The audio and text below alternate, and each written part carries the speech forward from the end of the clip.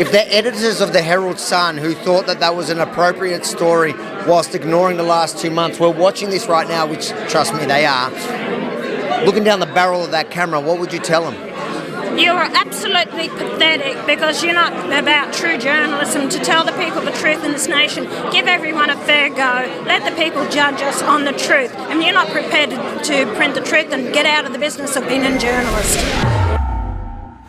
4 months now in the lead up to the federal election, the One Nation candidate for the seat of Melbourne has been the subject of what can only be described as unrelenting destruction on his election campaign material. His car is being keyed, signs vandalised, defaced, and even stolen. And in all that time, not one mainstream media reported what's happening in our democracy until last night.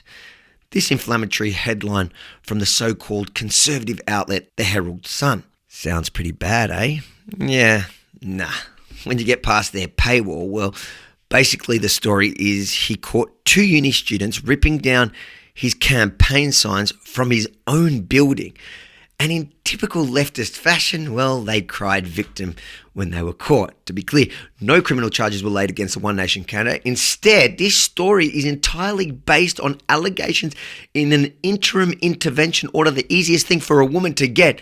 From those perpetrators, they took the allegations, who, by the way, are the only ones caught committing an actual crime.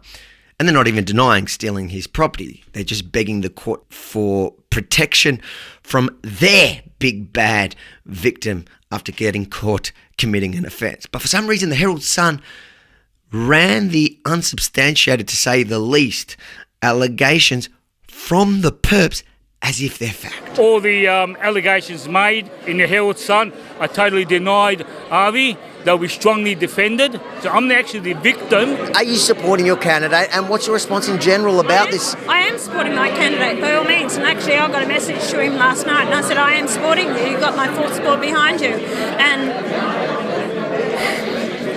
it's a tough game, right? You really have to have thick skin, you've got to allow it to go over the top of your head. Don't take any notice this BS that goes on out there. You're going to be attacked, but really at the end of the day, if you want to be a politician, then you've got to stand up to them and don't back down, and that's what I've done. Just to put into perspective, when somebody scribbles on a Liberal Party sign, it is the headline. Why do you think you're not getting the same treatment? The media has been taken over by the left side of pushing their own agenda, and you'll have some media outlets, they own the radio, the newspapers and the television, so they don't want to see the rise of One Nation because it doesn't suit their agenda, so they only support the majors. Why do you think they've run that hit piece, but for months ignored the story that your signs are being targeted? Well, basically, they are mainstream media and they only support the Greens, Liberal and Labor. We're up against a lot, we really are. But as I've said tonight, and I'll say it again, it will come down to people power. People will realise that they now have a voice, that is someone that's listening to them. And I've pushed through all this all my years that I've been on the political scene, that I have not backed down. I won't be coerced, bullied or threatened by anyone.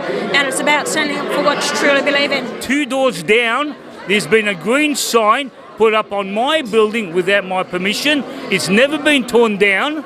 My signs have been torn down all over Thornbury, all over Coburg Market, all over Brunswick.